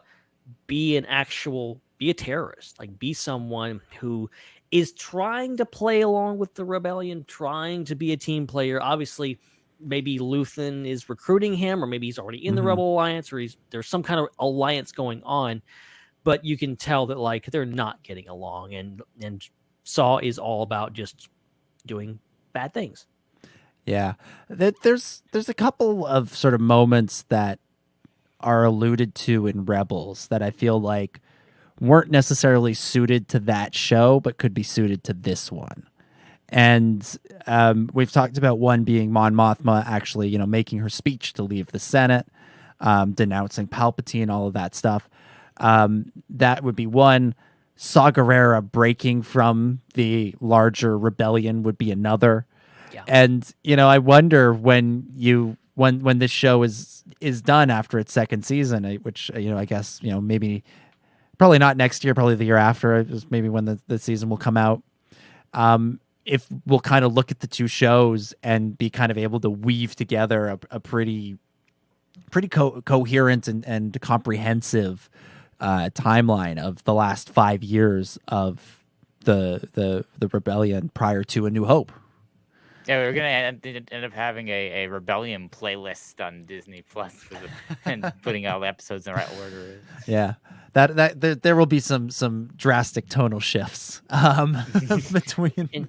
And something I remember today was the fact that like Rebels, this is the same 5 years before A New Hope to up to A New Hope in Rogue One is the same time frame for Rebels. These shows are basically running parallel to each other. I'm not saying we're going to see the Ghost Crew show up in an episode or whatever, but it is going to be interesting to see how they approach each other. I mean, season 2, they probably have cast most of those characters for Ahsoka. Yeah, that's true. I mean, I wouldn't put it past them to have they had Chopper roll by in Rogue One, this so is what's maybe gonna Chopper. happen. Percy, they'll bring in the live action puffer pigs at long last. Okay, here's what I want: bring in K2 and have K2 and Chopper together. Do that, please. Duo. Yeah. But I expect they'll be casting Hera for Ahsoka. Yeah. I mean, we're pretty sure they have already. We're pretty sure we saw her in the little teaser at Celebration. Presumably, there'll be a Zeb. You would think so. I mean, also, Ahsoka is part of the Rebel Alliance. Ahsoka, possibly. Natasha Liu Bordizzo. It might be a bit of a stretch to ask her to play a 16-year-old, but stranger things have happened in Star Wars. Also, Freddie Prinze Jr. is out there. Freddie, I was gonna add that Freddie Prinze Jr. seems content to play Kanan in any format, and including just showing up and doing the voice on Bad Batch and not bothering to make him sound any younger whatsoever. Benjamin Button. Yeah, so I don't know. There's a lot, as we've talked about previously. There's a lot of ground they got to cover in season 2. If season 1 is covering 1 year and then season 2 is covering 4 years, some of these things maybe would be more likely if the plan was for Andor. That one was unintentional. Andor to be, if the plan was for it to be 3 or 4 or 5 seasons, I feel like some of these more gratuitous cameos like the Rebels crew could be possible. Or could be likely. Lux Bonteri, why not? Or get Josh Brenner to play Mon Mothma's age, yes, that he played in Rebels, and just throw in Niku for no reason. Yeah, bring in Niku just cause. Or you bring in oh my goodness, why am I blanking on his name? Kaz is like the Jarek. Yeah, bring in Yeager, just for fun. Yeah, he's around. Just for fun. But I think season 2 is going to move at a real clip, and these sorts of things again might have been possible with more seasons, but I think season 2 is going to have to cover a lot of ground real quick, including the introduction of K2SO. So I think that might be our big like, oh my god, it's that guy moment for season 2. I think they're holding on us. I think maybe end of season 1. Maybe that'll be the K2 reveal. Maybe that would be cool. That would be cool if that was kind of a. I was sad when they said Alan Tudyk wasn't going to be in the first season. Because I was really excited for more Cassian and K2. That was such a fun duo, and they had such great banter in Rogue One. So I hope we get a lot of that in season 2. And it would be fun if it was a little bit of misdirection to keep a secret hidden. And did they really even know, like, where the cutoff point is between the seasons if they're filming them all together and it's one continuous story? Like, they could change it around. Like, they could have thought, okay, it's going to be the premiere of season 2, but then they could decide, well, let's say what we were going to do with the premiere of season 2. That's actually going to be the finale of season 1 now. Like, I can see them doing something like that. It's actually surprising that we haven't seen any like KX droids like in any of the trailers. Like you would imagine with all the Imperial iconography, and that proves he's going to be in it. That proves it if they're hiding it. It would be fun to see Cassian like have to go toe to toe with a K2 droid or a KX droid, and you could even have him do the thing where he'd be like, I never want to deal with another one of those guys again. But of course, I mean, the real cameo that's we're all waiting on is Jabba, so that Diego can finally touch his belly. Just get in there, give him a nice belly rub. Go to Tatooine. They have all those sets built from Book of Boba Fett. They just head down there. You know what? That might end up being Mina Masood. So there's just gonna be one obligatory episode in season 2, or maybe even season 1, where it's just like Cassian goes to Tatooine for no reason, and he's got to go talk to Jabba the Hutt for some reason. For some reason, yeah. And Jabba will be like, oh yeah, sure, I'll help you, but there's a price that needs to be paid. One belly rub. Set. They have the Jabba That's what I'm Hutt saying. Throne room set. Come on. We saw it at Celebration in the Mandalorian experience. In person with my own eyes. We saw it. It was there. It's real. They could fly it over to the UK if they had to. Yeah, Diego Luna went to that thing and was like 0 stars, no Jabba the Hutt. Yeah. 0 stars.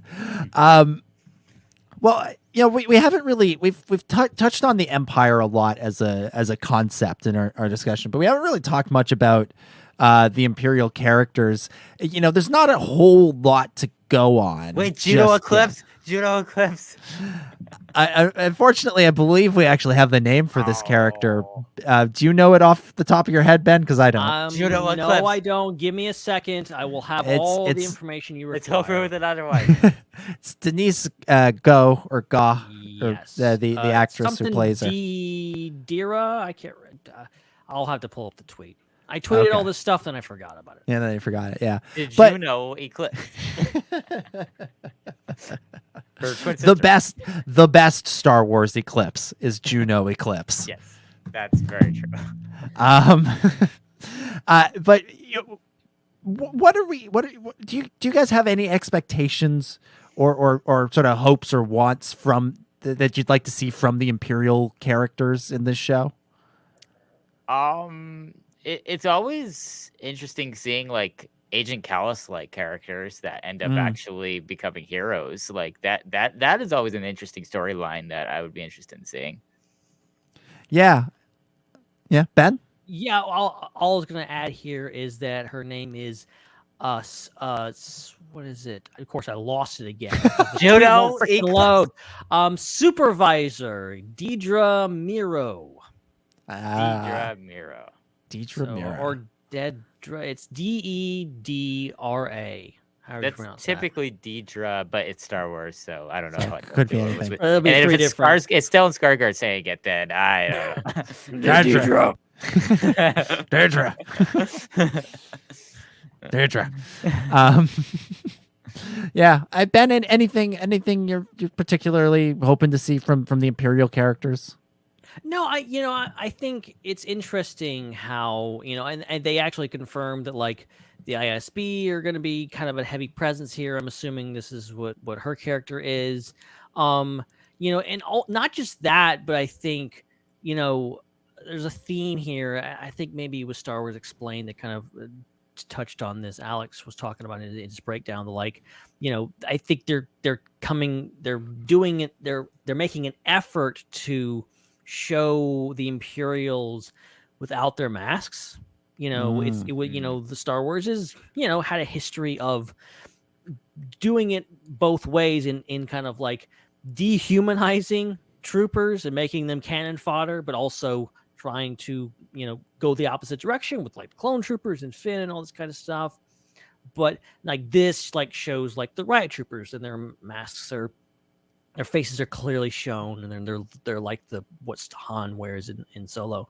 Then you also have these not Imperial, but seemingly Imperial allied like police guys that are doing a lot of stuff. And I think that could be a big theme here of like good people. They're just caught in the middle and are just following orders and following what the Empire tells them to do.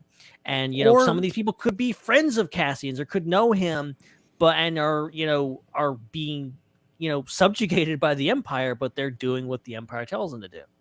Yeah. Or they could be true believers. One of the most underrated aspects of Kenobi, if you ask me, is Freck, the kindly truck driver who secretly, or not so secretly, very openly loves the Empire. He lost his red hat though, because the wind, blew it off. Blew away. Yeah. Well, as a Canadian, I've learned not to trust people with flags on the back of their trucks. But the point I'm getting at here is like, he seems like a good guy. He seems like a nice guy, but he will sell you out to the Empire. And I thought that was a really interesting aspect of Kenobi, and it's one that I think could be furthered here. Something else I would love to see, though. We talked a lot. We've had we've seen our characters. So we've seen the hero characters going behind enemy lines.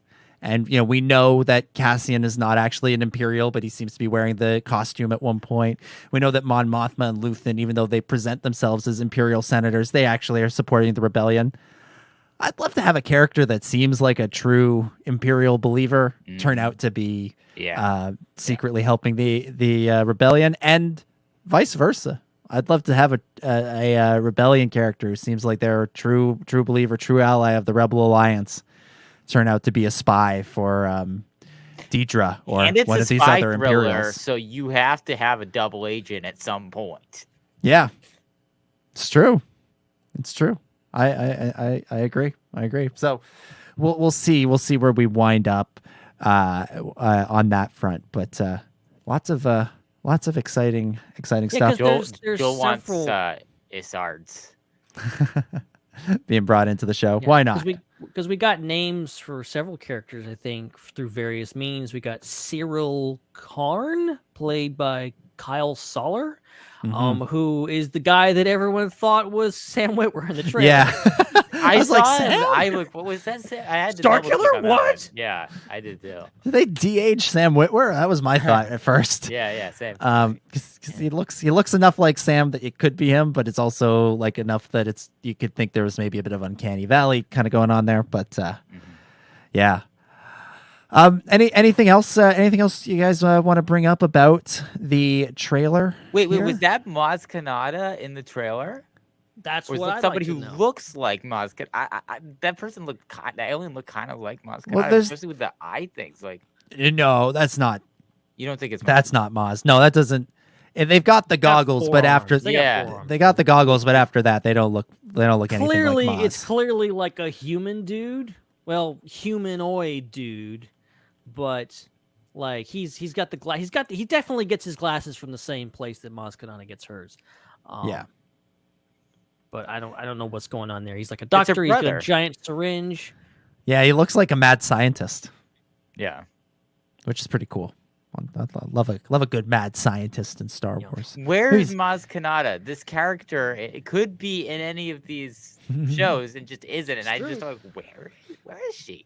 Yeah, that's one of the weirdest things in the post Force Awakens. That was a character that had so much cross era potential that.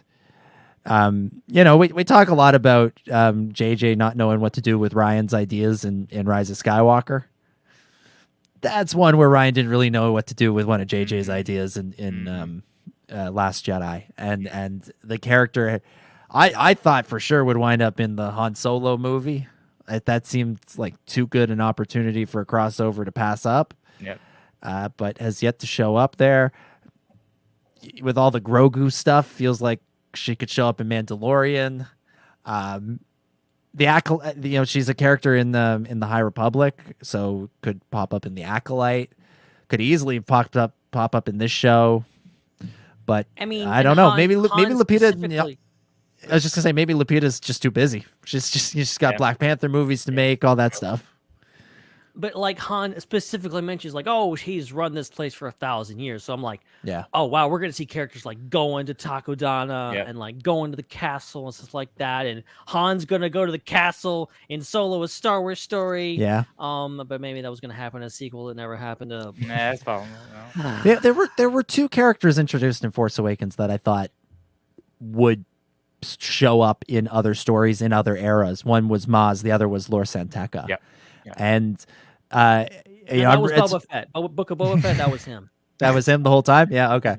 But I sort of he's another one where I'm surprised nobody has sort of picked up on that. And again, he's kind of been sort of like Maz. He's kind of been left to publishing and other mediums to pick up on. He's in the we got shadow more on the Santeca family in the High Republic medium. Yeah. And he himself is fairly prominent, at least in the first third, because that's all I've read so far of Shadow of the Sith. But yeah, it's interesting that those two characters, just nobody's felt like picking up on them, really. Right. Anything else about the trailer? Anything else we want to mention, speculate? Any other moments that stood out in the scanning through it, trying to see, because there's so many. I love Luthen's ship. Is just so freaking cool. Like it's so like it's definitely like of Carillion make, seems to be, but it's very shiny and stuff like that. Also we get to shout out and rest in peace to the great Colin Cantwell, who his Star Destroyer that he designed, it's the Cantwell class Star Destroyer. It shows up in one thing, and it was briefly in Solo. Now it's here more prominently, so that's very cool. Yeah, that is cool. That's very cool. Nice. I was surprised we didn't see more of B2 Emo, the droid. I thought you one little shot of him, and that's it. Yeah. Given the prominence that he had at San Diego Comic-Con at the display and also in the Hasbro figure, I thought he'd be a little bit more prominent. But it's since shown up in some other stills that have come out as well. So maybe we'll talk more about that next week. But that's the trailer. That's the trailer. Another successful trailer breakdown completed. Who knows when we'll next get to do another one. I assume it'll be Bad Batch or Tales of the Jedi related. But I don't know. There's plenty of time now. The D23 was supposed to be after the premiere of Andor. Now it's before, so we may well have one more trailer. We may well have something else coming out of the Disney 23 event. Or release literally any of the trailers that were shown at Celebration but not put online. Just saying. Yeah. I'd like that Mandalorian Season 3 trailer that no one, wink, wink, has seen online anywhere, wink, wink. Yeah. I wonder, maybe, Star Wars hasn't really done like premiere events for any of their shows, in large part because most of them came out during COVID. that there weren't opportunities for. Was it someone? One of them had something in Hollywood. It was Mandalorian season 1. Season 1, yeah. Because that was right before. Was it? So that was before. Okay. Yeah. And then because then the season 2 they did sort of an online event. Book of Boba had like no fanfare, and then of course Obi-Wan was Celebration. Right. I wonder, would they consider folding an Andor premiere into D23? That's possible. It would be big. It would be a big event to include there. Yeah. I don't know. It seems like a great place to roll out the whole cast like they did with Obi-Wan. Just get everyone there. Yeah. Maybe show an episode or two. Do the whole shebang. You know what we need to do to make this happen though. We need to plan a IHOP party during D23. Because then it will happen. At the same time. It will happen. Yeah. Oh yeah, of course. Call up the IHOP and y'all ready for another party? We're coming back. It's the same convention center, so we could do it at the same IHOP. Yeah. We'll have to rip off our gold wristbands again because they won't be able to go. Oh well. Anyways, I think we've covered just about everything we're going to cover for this week, and can begin to wrap things up. All right, so that'll do it for this episode of the Star Wars Underworld podcast. Thank you, everybody, so much for watching. We'll be back with another episode, same time, same place, next week. And remember, we got a big announcement. Massive! Next week. Huge announcement next week. So make sure you tune in. That's going to be at 9:30 p.m. Eastern, 6:30 p.m. Pacific on Thursday, the 11th. Did I get that right? 11th. That sounds right. Today's the 4th, right? Yeah, 11th. 11th. 11th. Oh, yeah. I was working backwards from another date in August. So make sure you tune in there on YouTube. Of course, is where we stream live and where you can catch the show later. And make sure that you are also following us on social media at the SWU. Also, thank you for all of the people that have followed us on Twitter. We have reached a massive milestone, Ben, on Twitter.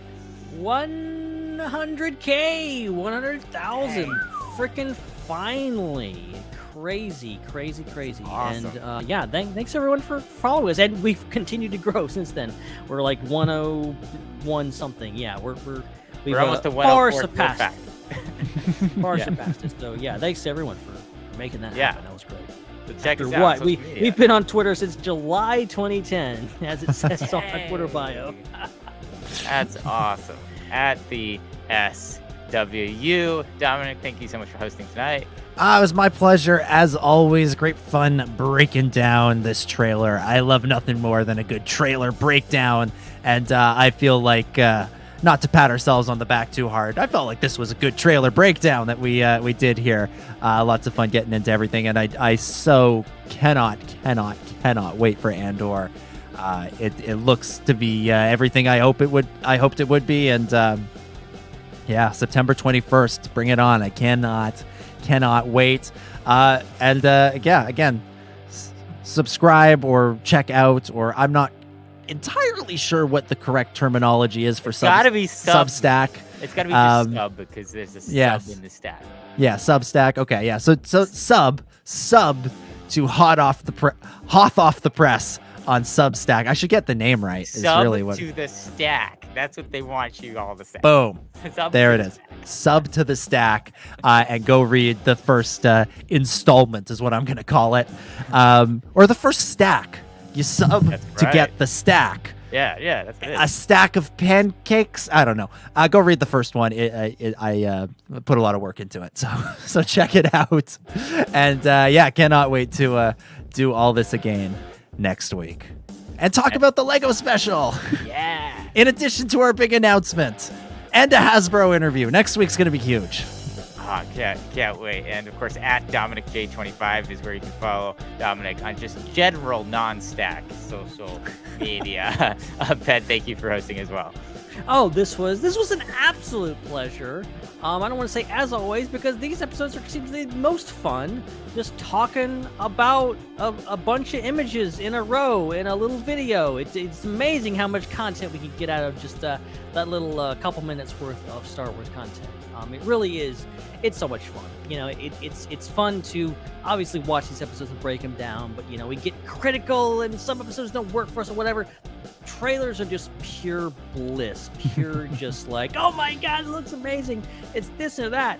Yeah, it's just crazy. And like going back to, we talked so much about Clone Wars tonight. I can't believe if you'd gone back in time and told me in like 2013 or 2015 or whatever that people, this one guy from the Andor arc called Saw Gerrera, I'll be watching trailer reactions, people screaming his name. In a few years' time, I would have never believed you. But here we are. So, yeah, Andor's looking great, and can't wait to talk about it more in the near future. Heck yes. And, of course, you can follow Ben on social media at Ben Hart with no E. You can follow me at Seek3PO.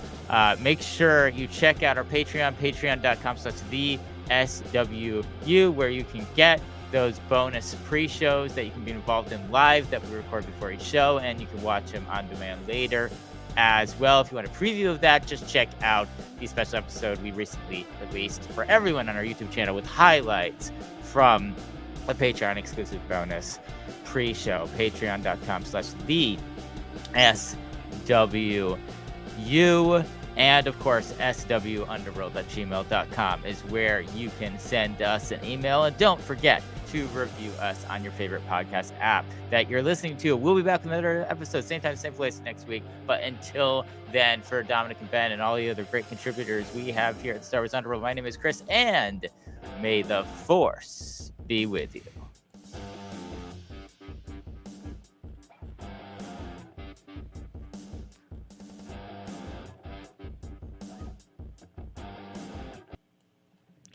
It's a Substack. That's why you did it. Just so you could say that. All our platforms have to rhyme with